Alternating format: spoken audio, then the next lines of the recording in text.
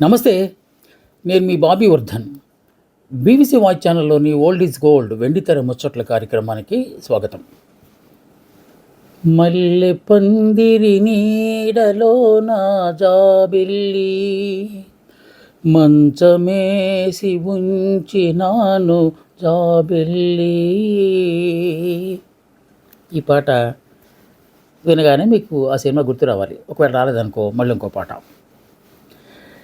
నవ్వుతూ బ్రతకాలిరా తమ్ముడు, నవ్వుతూ సావాలిరా. ఈ పాట కూడా ఆ సినిమాలోది. ఈ రెండు పాటలే కాదు, మరిన్ని సూపర్ హిట్ సాంగ్స్ని అందించిన ఆ సినిమా 1973 అక్టోబర్ 5వ తేదీన రిలీజ్ అయ్యి అఖండ విజయాన్ని సాధించింది. ఆ సినిమా ఏంటో తెలుసా? మాయదారి మల్లిగాడు. కృష్ణ గారిని మల్లిగాడు రూపంలో, అంటే ఒక రవిడీ హీరోనిగా చేసిన ఈ మూవీ చాలామంది అనుమానించారు ఈ సినిమా అంతగా ఆడదానికి. కానీ సూపర్ హిట్ అయ్యి అందరి అంచనాలను తలకిందులు చేసేసింది. అలాగే మన నవ్వుల తార మంజుల గారు ఉన్నారు కదా, మంజుల గారికి ఇది డెబ్యూ ఫిలిం. అంటే అంతకుముందు చిన్న చిన్న పాత్రలు వేసినా కూడా ఈ సినిమాతోనే ఆవిడ హీరోయిన్గా తెరంగేట్రం చేశారు. అందువల్ల ఈ సినిమా అంత బాగా గుర్తుంటుంది. రవి కళామందిర్ బ్యానర్ మీద ఆదుర్ది సుబ్బారావు గారు, మహాదర్శకుడు ఆదుర్ది సుబ్బారావు గారు, మోగ మనసులు అలాంటి సినిమా తీసిన ఆదుర్ది సుబ్బారావు గారు స్వయంగా ఈ సినిమాని తీశారు. ఈ రవి కళామందిర్ అనేది చక్రవర్తి చిత్ర తర్వాత, చక్రవర్తి చిత్ర అనే బ్యానరు అఖిల నాగేశ్వరరావు గారితో కలిసి ఆదుర్ది సుబ్బారావు గారు ప్రారంభించి కొన్ని సినిమాలు, మరో ప్రపంచము, సుడిగుండాలు లాంటి సినిమాలు తీశారు. అంటే ప్రేరణాత్మక సినిమాలు. సో అది ఒక చాప్టర్. ఇక్కడ కమర్షియల్ సినిమాలు తీయడానికి ఆదుర్ది సుబ్బారావు గారు, వాళ్ళ అబ్బాయి, వాళ్ళందరూ కలిపి ఈ రవి కళామందిర్ అనేది ప్రారంభించి దానిలోనే ఈ సినిమాని, మొట్టమొదటి సినిమాని తీశారు. ఆదుర్ది సుబ్బారావు గారితో పాటు వాళ్ళ అబ్బాయి ఆదుర్ది భాస్కర్, అలాగే ఎంఎస్ ప్రసాద్ గారని వీళ్ళు నిర్మాతలుగా ఉన్నారు. ఆదుర్ది సుబ్బారావు గారు దీనికి స్క్రీన్ ప్లే, దర్శకత్వం బాధ్యతలు ఆయన తీసుకున్నారు. మాటలు సత్యానంద్ గారు రాశారు. సత్యానంద్ గారు ఎవరు, ఏంటి, మాటలు రాయడానికి కారణం ఏంటి, అదంతా కొంచెం ముందుకెళ్ళినాక మాట్లాడదాం. పాటలు ఆత్రేయ గారు, కోసరాజు గారు రాశారు. సంగీతం కేవి మహాదేవన్ గారు, మామగారు అద్భుతమైన బాణీలు ఇచ్చారు ఈ సినిమాలో. బ్యాక్గ్రౌండ్ స్కోరు అదిరిపోతుంది ఈ సినిమాలో. ఇక నేపథ్య గానం విషయంలోకి వచ్చేసరికి అప్పటికి ఘంటసాల గారు కనుమరుగైపోయారు. మన బాలు గారు విజృంభణ ఇక్కడే మొదలైంది. కృష్ణ గారికి ఆ పాటలు పాడుతుంటే నిజంగా కృష్ణ గారే పాడుతున్నారా అన్నంత తాదాత్మ్యంతో జనాలు చూసేవారు. సో బాలుగారు, సుశీలమ్మ గారు, మాధవపెద్ది సచిన్ గారు కూడా ఒక పాట పాడారు. ఇక ప్రధాన తారగానం విషయంలోకి వచ్చేసరికి కృష్ణ, మంజుల, జయంతి, అంజలిదేవి, నాగభూషణం, పద్మనాభం, రాజుబాబు, కేవి చలం, సాక్షి రంగారావు, మాస్టర్ రాము, ప్రసన్నరాణి వీళ్ళు ప్రధాన పాత్రలు వేశారు. ఇంకా కొంతమంది కూడా ఉన్నారు. కానీ ఈ చిత్రంలో అతిథి పాత్రలు పెద్ద పెద్ద వాళ్ళు వేశారు.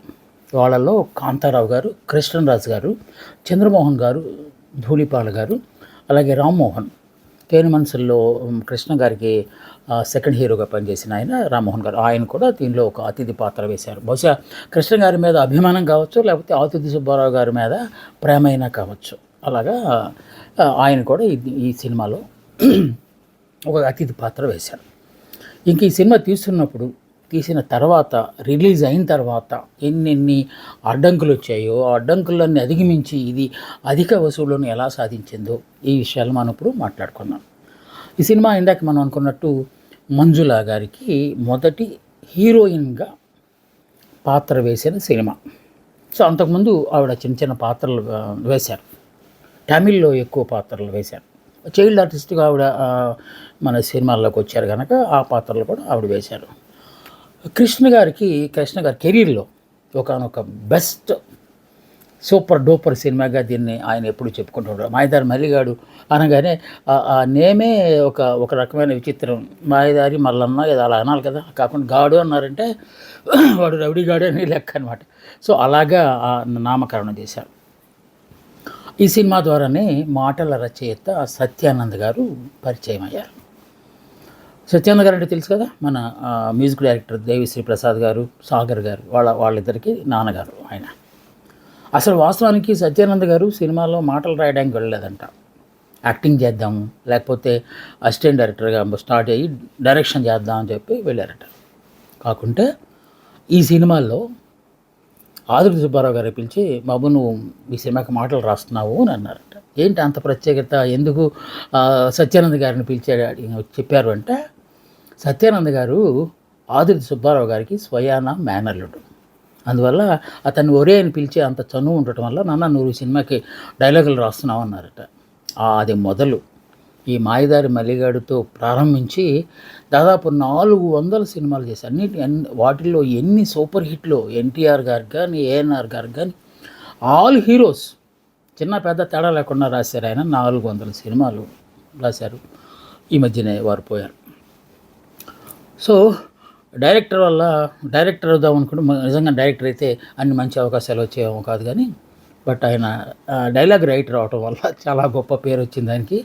అది సో తేనె మనసులు సినిమాలాగా అందరూ కొత్త వాళ్ళతో పెట్టి ఆదుర్తి గారు సినిమా తీద్దాం అంటున్నారట. అసలు ఆ విషయాన్ని ఆయన మిత్రులతో చెప్తే, వద్దు బాబు వద్దు, అది అప్పుడు వేరు పరిస్థితులు, ఇప్పుడు పూర్తిగా పరిస్థితులు మారిపోయినాయి, కొత్త వాళ్ళతో పెట్టుకోవద్దు, ఎందుకంటే ఏసీడీసీగా ఉంటాయి, ఆడితే ఆడొచ్చు పోతే పోవచ్చు, బట్ కొంత పేరున్న వాళ్ళని తీసుకోండి అని చెప్పినప్పుడు ఆ స్క్రిప్ట్ అంతా రెడీ చేసి పెట్టుకున్న తర్వాత మన కృష్ణ గారు పెడితే ఎలా ఉంటుంది అని అనుకున్నారట.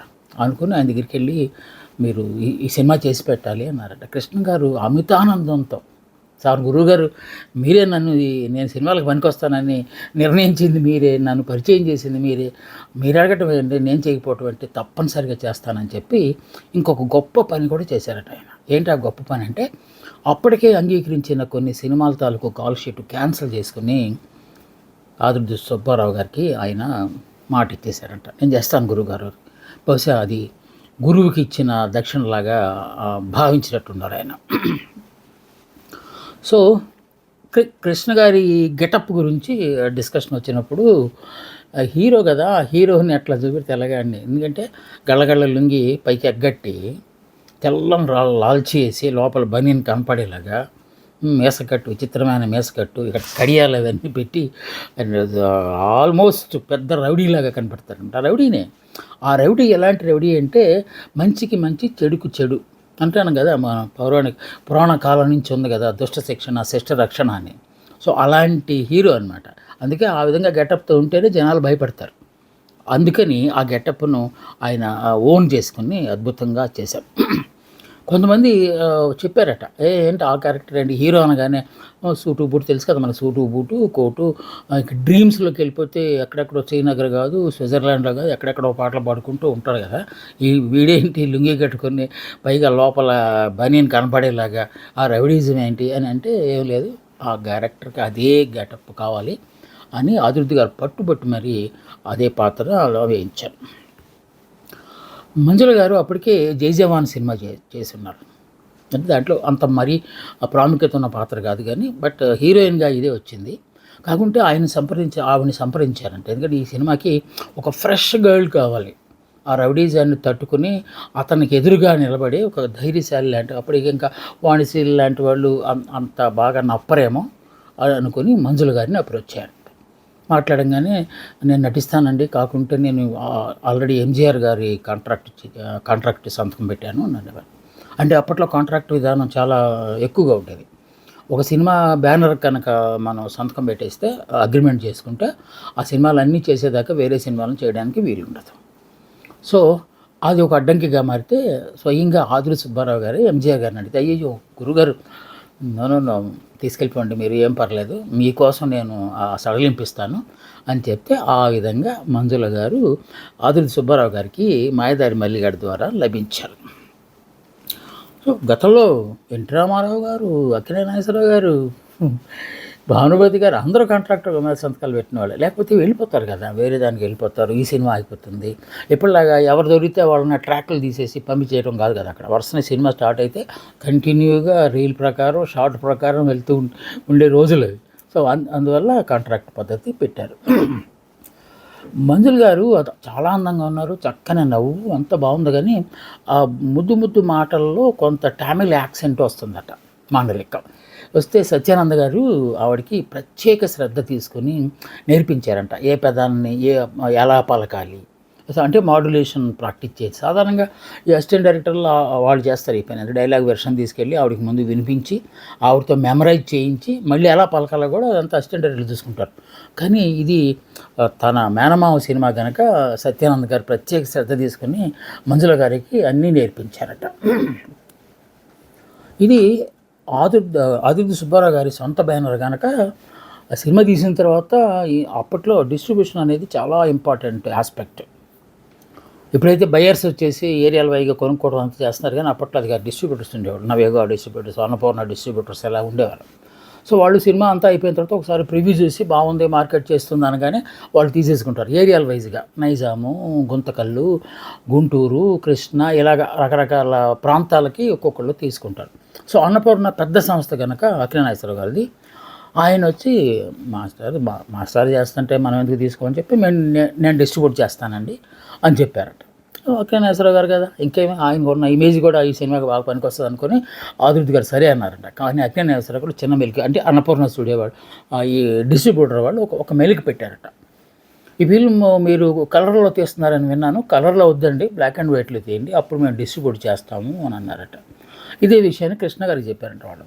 కృష్ణ గారు మనం అనుకున్నాం కలర్లో తీయాలనుకున్నాం, కలర్లోనే తీయాలా, మనం తేని మనుషులు ఫస్ట్ మూవీ కలర్లో తీయలేదా, అది బాగా ఆడలేదా, ఇది కూడా కలర్లోనే తీయాలి అన్నారంట. అయితే మరి ముడి ఫిల్మ్ చాలా ఇబ్బందిగా ఉందండి, అది దొరకట్లేదు, ఇంపోర్ట్ చేసుకోవాల్సి వస్తుంది అంతా, పైగా కోటా కూడా మనకు అంత దొరకదు అని చెప్పి, అంటే నేను సంపాదిస్తాను మీకెందుకు అని చెప్పి తానే ఆ బాధ్యతను భుజం మీద వేసుకొని ఆ ముడి ఫిల్మ్ వచ్చేలాగా చేసి ఇచ్చారట.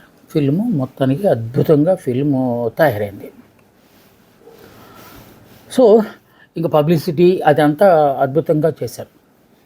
అది సెంటిమెంటల్గా కూడా కలర్ ఉంటే బాగుంటుందని అనే వాదన కూడా వచ్చినప్పుడు కృష్ణ గారు గట్టి పట్టిన తర్వాత అది సినిమా కాస్త కొంచెం ఇది మాట పెరిగి అవతల వాళ్ళు గొప్పవాళ్ళు కదా, అవతల వాళ్ళు ఏంటి అనే దాకా వెళ్ళింది ఆ సినిమా. అది డిస్ట్రిబ్యూషన్ విషయంలో సరే పోనీ తీయండి, కలర్లో తీయండి, ఏ విధంగా ఆడుతుందో మేమే చూస్తాంలే అని చెప్పి వాళ్ళు కొంచెం మనసులో పెట్టుకుని గోహెడ్ అన్నారు. సినిమా అయిపోతున్నప్పుడు ఈ సినిమా ఆదుర్తి సుబ్బారావు గారికి కంబ్యాక్ లాంటిది. ఆయన ఇక్కడ సినిమాలు మానేసి బొంబాయి వెళ్ళిపోయారు. బొంబాయిలో సినిమాలు తీస్తున్నారు, కొన్ని రీమేక్స్, కొన్ని ఫ్రెష్ సినిమాలు తీస్తూ కొన్నిటికి సంతకాలు పెట్టేశారు, అంటే ఒప్పేసుకున్నారు. అక్కడి నుంచి ఫోన్లు వస్తున్నాయి. అప్పుడు ఆగిపోయినప్పుడు ఖాళీగా ఉండడం ఎందుకు అని చెప్పి ఇక్కడికి వచ్చి ఈ సినిమా మొదలుపెట్టాను. ఇప్పుడు వాళ్ళు రెడీ అయిపోయారు, వచ్చేయండి అని చెప్పి ఫోన్ల మీద ఫోన్లు వస్తున్నాయి. ఇప్పట్లాగా మొబైల్ లేవు కదా, అది బ్యానర్ ఆఫీస్కే ఫోన్లు వస్తాయి, వెళ్ళాల్సి వస్తుంది. ఆ సినిమా ఆల్మోస్ట్ అయిపోవచ్చింది. బట్ ఒక కీలకమైన సన్నివేశం మాత్రం మిగిలిపోయింది, అది కోర్టు సీన్. మల్లిగాడు న్యాయం కోసం హత్యలు చేశాడు కనుక అతనికి శిక్ష పడాలా లేదా అనేది చాలా పెద్ద లెంగ్తీ సీన్ అది. ఇప్పుడు మన బొబ్బిలిపిల్లిలో ఎన్టీ రామారావు గారికి సీన్ ఉంటుంది కదా, కోర్టు సీన్, ఎన్నిసార్లు చెప్పాలి ఎవరు అన్నారని, అలాంటి సీన్ అనమాట. సో అక్కడే అతను మంచి ఏంటి, ఆ పురాణాలు ఏం చెప్పినాయి, పురాణాల్లో దుష్ట శిక్షణ చేశారు కదా, అంత పెద్ద లాజికల్ సీన్ని ఆగిపోయింది, పెండింగ్లో పెట్టారు అది. సో అప్పుడు ఆదుర్తి సుబ్బారావు గారు ప్రియాతి ప్రియమైన శిష్యుడు విశ్వనాథ్ గారితో అన్నారట, నేను వెళ్ళాల్సి వస్తుంది, మరి ఎలాగా దీన్ని నేను వచ్చినాక మళ్ళీ చేయను అంటే, లేదు గురుగారు మీ ఆశీస్సులతో నేనే చేస్తానులేండి అన్నారట. ఇంకెందుకు, అక్కడ పని అవుతుంది ఇక్కడ పని అవుతుంది అనుకుని మహదానందపడిపోయి ఏకంగా విశ్వనాథ్ గారిని కౌగిలించేసుకుని దట్ ఈజ్ విశ్వనాథ్ అని చెప్పి అతన్ని భుజం చరిచి ఆల్ ది బెస్ట్ అని చెప్పేసి ఆయన వెళ్ళిపోయారు. ఆ తర్వాత ఆ కోర్టు సీన్ మీరు సినిమా చూస్తే మీకు అర్థమవుతుంది విశ్వనాథ్ గారి దర్శకత్వ ప్రతిభ ఎంత గొప్పగా ఉంటుందో అనేది. ఆయన అంత కూలంకషంగా అబ్జర్వ్ చేస్తారు, బాగా చదువుకున్న ఆయన, పైగా లా అని కూడా ఆయన స్టడీ చేశారు ఈ సీన్ కోసం. ఆ జడ్జి అపీరెన్స్ మామూలు సినిమాలాగా జోకులుగా చూపెడుతుంటారు అప్పుడప్పుడు, అక్కడ జనాలు కొట్టుకుంటూ ఉంటారు, పోలీసులు వచ్చి అదంతా అంత సీన్లు ఉండవు ఒరిజినల్గా కోర్టులో అంత చాలా సిస్టమేటిక్గా ఉంటుంది, సైలెంట్గా ఉంటుంది. జడ్జి అనే ఒక పాత్రకు చాలా గొప్ప విలువ ఉంటుంది. ఆయన వచ్చినప్పుడు ఏం చేయాలి, వెళ్ళేటప్పుడు ఏం చేయాలి, ఆయన మాట్లాడుతున్నప్పుడు ఎవరు మాట్లాడకూడదు, లాంటి రకరకాల నియమాలు కొన్ని ఉంటాయి. ఆ నియమాలన్నీ కేర్ఫుల్గా స్టడీ చేశారు విశ్వనాథ్ గారు, చేసి ఆ సీన్ని అద్భుతంగా పండించారు. ఈ సినిమాలో ఇందాక నేను ఫస్ట్లో పాడాను కదా, నవ్వుతూ బ్రతకాలిరా తమ్ముడు అనే దాని గురించి, అతను హీరో జైల్లో ఉండి జైల్లో అందరు రకరకాల బ్యాక్గ్రౌండ్లతో వస్తారు కదా, మర్డర్ చేసేవాడు, రేప్ చేసేవాడు, ఇలా రకరకాల నేరాల మీద ఈ జైల్లోకి వచ్చిన దగ్గర నుంచి పశ్చాత్తాపడిపోయి, అయ్యయ్యో నేను ఇలా చేయకుండా ఉండాల్సింది, ఇప్పుడు నా పెదపాప చదువుతుందో లేదో, నా చిన్న కొడుకు ఎవరైనా స్కూల్లో దింపుతున్నారో లేదో, ఇలాంటి కబుర్లన్నీ చెప్తున్నారు ఇతనికి, హీరోకి. చెప్తుంటే వాడు ఓదరుస్తుంటాడు, ఏం లేదురా, లైఫ్ ఈజ్ లైక్ దట్ అన్నట్టుగా చెప్పి అప్పుడు వాళ్ళల్లో ఉత్సాహాన్ని నింపడం కోసం, ధైర్యాన్ని నింపడం కోసం ఈ పాట పాడతాడు. ఇది ఫిలసాఫికల్, అద్భుతంగా రాశారు ఆత్రేయ గారు. నవ్వుతూ బతకాలరా, ఏడుస్తూ కూర్చుంటే ఏం కాదు, ఒకవేళ నువ్వు ఏడుస్తూ కూర్చుంటే నీ సమస్య పరిష్కారం అయితే అందరూ ఏడుస్తూనే ఉంటారు, ఏడుపుకి దీనికి సంబంధం లేదు, బ్రతికినంతకాలం నవ్వుతూ బ్రతకాలి, ఎందుకంటే నువ్వు చచ్చిపోయి నాకు మళ్ళీ ఏడవలేవు, నవ్వలేవు, పైగా నీ కోసం ఏడ్చేవాళ్ళు కూడా ఉండరు, ఎందుకంటే నువ్వు నేరస్తుడు కనుక అని అర్థం వచ్చేలాగా గొప్ప పాట రాశాడు. పోనీ ఈ పాటను ఎక్కడ చిత్రీకరించాలి, జైలు అంతా కనపడాలి కదా, అందుకని బెంగళూరు జైల్లో ఒరిజినల్గా ఈ అనుమతి తీసుకొని, పర్మిషన్ తీసుకొని అక్కడ చిత్రీకరించారు. నేను ఫస్ట్ చిన్నప్పుడు అంటే 10th క్లాస్ ఆ ప్రాంతంలో ఉన్నప్పుడు ఈ సినిమా రిలీజ్ అయింది. ఆ సినిమా చూస్తుంటే ఇది నిజంగానే జైల్లాగా ఉంది అంటే మనకు తెలిసిపోద్ది, సెట్టింగ్స్ వేసారా, ఆర్టిఫిషియల్ కనపడతాయి కదా, అలా కాకుండా శాశ్వతంగా పెద్ద పెద్ద బిల్డింగ్లు అవన్నీ కనపడుతున్నాయి. ఏంటి ఇలా అనుకుంటే అప్పుడు మనకు తర్వాత స్టడీ చేస్తే తెలిసింది ఏంటంటే బెంగళూరు ఒరిజినల్ జైల్లో ఈ సినిమాని షూట్ చేశారు, ఆ పాటని నవ్వుతూ బతకాలి. అలా జైలు సీన్ అంతా అక్కడే చేసినట్టున్నారు. సో అది కూడా ఒక ప్రత్యేకంగా మనం చెప్పుకోవాలి. సో తన మాట వినకుండా రంగుల్లో తీశారు కదా సినిమాని, ఎవరు అది కృష్ణ గారి మాట విని రంగుల్లో తీశారు కదా, సినిమా రిలీజ్కి వచ్చేసింది, రిలీజ్ అయిపోయింది, మంచి మంచి థియేటర్లలో వేశారు. అంటే సుదర్శన్ 70mm లాంటి గొప్ప గొప్ప థియేటర్లో కూడా సినిమా రిలీజ్ చేశారు. అయిపోయింది, వెళ్తుంది, బాగా కలెక్షన్స్ వస్తున్నాయి. సడన్గా 49 days అయింది, అంటే హాఫ్ సెంచరీ దగ్గర. రేపు కనుక షో పడితే 50 రోజులు అయిపోయినట్టే. ఖచ్చితంగా 49th డేన 17 థియేటర్లో ఎత్తేసి మరపురాని మనిషి అక్కడైనా సరే, మళ్ళీ దాంట్లో కూడా మంజులానే హీరోయిన్. సో ఆ సినిమాని రిలీజ్ చేయడానికి 17 థియేటర్లనే ఖాళీ చేశారు, తీసుకున్నారు కక్ష.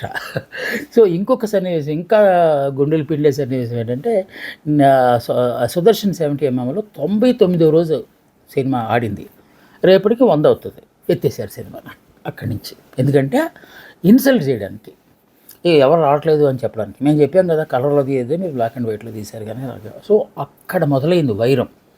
బహుశా అంటారు అక్కినేని నాగేశ్వరరావు గారికి, కృష్ణ గారికి అక్కడే అభిప్రాయ భేదాలు వచ్చినాయి, ఒకళ్ళ మీద ఒకళ్ళు ఆరోపణలు చేసుకున్నారు.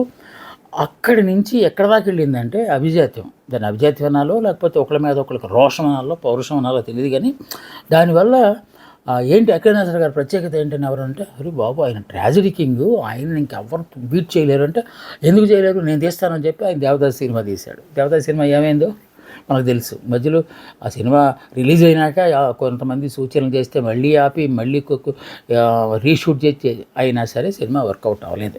సో ఇలాగా కొన్నిసార్లు సినిమాల్లో రాజకీయాలు జరుగుతుంటాయి. ఆ రాజకీయాలకి ఈ సినిమా పెద్ద అతీతం కాదు అని చెప్పి అప్పట్లో చాలామంది అనుకుంటూ ఉండేవారు. నాకు అనుకున్నాం కదా మహాదేవన్ గారు అద్భుతమైన బాణీలు ఈ సినిమాకి పెట్టారని. దీంట్లో జయంతి గారు ఒక మంచి పాత్ర, అంటే వాస్తవానికి అంటే ఫ్లస్ట్రేట్లో అంటాం కదా మనం, మా వేశ్యావృత్తిలో ఉండే ఆవిడ కూడా బలవంతంగా ఎవడో దాంట్లోకి మార్చిన ఒక క్యారెక్టరు. మన కృష్ణ గారు అటు హీరో మల్లిగాడు ఆవిడని చేరదీసి ఒక అక్కలాగా, తమ్ముళ్ళలాగా, సంథింగ్ లైక్ దట్ అలా చేస్తున్నప్పుడు వాళ్ళిద్దరికీ మంజులకి కృష్ణ గారికి పెళ్ళి అయిన తర్వాత ఒక పాట, ఫస్ట్ నైట్ పాటని జనరల్గా అయితే వాళ్ళే పాడుకోవాలి హీరో హీరోయిన్. కానీ విచిత్రంగా అంటే ఆదురి సుబ్బారావు గారు అంటే ప్రత్యేకత అదే, ఆయన బయట వాళ్ళిద్దరి సంతోషాన్ని ఆస్వాదిస్తూ ఒక తల్లి అంటే ఒక చెల్లి పాడే పాటలాగా రాశారు. ఆత్రేయ గారు అద్భుతంగా రాశారు ఆ పాట. మల్లె పందిరి నీడలో నా జాబిల్లి మంచమేసి ఉంచినాను జాబిల్లి మానకు మా మల్లికి ఇది తొలి రేయి నాకిది వరమోయి మల్లె పందిరి నీడలోన జాబిల్లి పాట చాలా అద్భుతంగా చిత్రీకరించారు ఈ సినిమాలో. ఇక ఇందాక మనం అనుకున్న నవ్వుతూ బతకాలిరా తమ్ముడు నవ్వుతూ సావాలిరా, చచ్చినాక నవ్వలేవురా, ఎందరేడ్చినా తిరిగి రావురా రావురా, అందుకే నవ్వుతూ బతకాలిరా అని ఒక ఒక ప్రోత్సహించే పాట జీవితం పట్ల అది ఒకటి ఉంటుంది. ఇక హీరోయిన్ ఎంట్రన్స్, మంజుల గారి ఎంట్రన్స్ని చాలా గొప్పగా చూపించారు. ఇప్పుడు సినిమాల్లో అయితే హీరోయిన్ వస్తుందనగానే ముందు కార్ డోర్ తీయటం, ఆ తర్వాత బొటన్ వేళ్ళు చూపించడం, మోకాళ్ళ దగ్గరికి వెళ్ళటం, ఆ పైకి వెళ్ళటం, పైకి ముక్కలు చేసి చూపెడతారు. ఇప్పుడు అక్కడ అలా లేదు, డైరెక్ట్గా ఎంట్రన్స్ పచ్చని పొలాల మధ్య మంచి కట్టుకున్న ఆ మంచి మీద ఇవి మన అంటారు తుర్రుపిట్టలను తోలుతూ పాడేవారు. తుర్రుపిట్ట తోటకొస్తావా, మా తోడు ఉంటావా, కమ్మనైన జామ పండు కోసి ఇస్తాను అనే పాటతో ఆవిడ ఎంటర్ అవుతుంది అనమాట. ఆ పాట కూడా చాలా బాగుంటుంది. ఇంకొకటి కొంచెం రొమాంటిక్, అంటే అద్భుతమైన రొమాన్స్ని పండిస్తారు ఆదుర్తి సుబ్బారావు గారు. దీంట్లో వస్తా వెళ్ళొస్తా మళ్ళెప్పుడొస్తా రేపు సందేలకొస్తా, చూస్తా ఎదురు చూస్తా జాగు చేస్తే సగం చస్తా, రాకపోతే అసలు సస్తా. అసలు ఆ భాష చూడండి గొప్పగా, అది పాటలాగా అనిపించదు మనకి, మాటలే అతడి గారన్నీ అలాగే రాస్తారు కదా. అలాగే ఇంకోటి డ్యూయట్ వాళ్ళకి పెట్టారు. తలక నీళ్ళోసుకుని కురులారబోసుకుని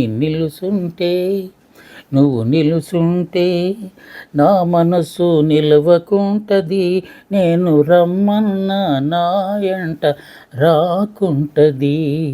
ఇది కూడా సినిమాలో పాట. చాలా అద్భుతమైన పాటలతో ఒక ప్రక్క రికార్డింగ్లో నేపథ్య సంగీతం కూడా అద్భుతంగా చేసిన ఒక సినిమా మాయదారి మల్లిగాడు. మీరు తప్పనిసరిగా చూస్తే ఏమాత్రం డిసప్పాయింట్ అవ్వడు. ఎందుకంటే కలర్లో తీసినప్పటికీ అప్పటి కలర్ తీయటం కనుక ప్రాసెసింగ్ అద్భుతంగా చేయటం వల్ల ఎప్పటికి కూడా క్రిస్టల్ క్లారిటీ ఆ సినిమాలో ఉంటుంది. తప్పనిసరిగా చూడండి. 1973 అక్టోబర్ 5వ తేదీన రిలీజ్ అయ్యి అఖండ విజయం సాధించింది. ఎన్ని అవాంతరాలు వచ్చినా కూడా ఈ సినిమా విజయాన్ని ఎవరు ఆపలేకపోయారు. దట్ ఈస్ అబౌట్ మాయదారి మల్లిగాడు. మళ్ళీ వచ్చే వారం ఒక మంచి సినిమాతో నేను మీ ముందుకు వస్తాను. అందాక సెలవు. నమస్తే, మీ బాబీ వర్ధన్.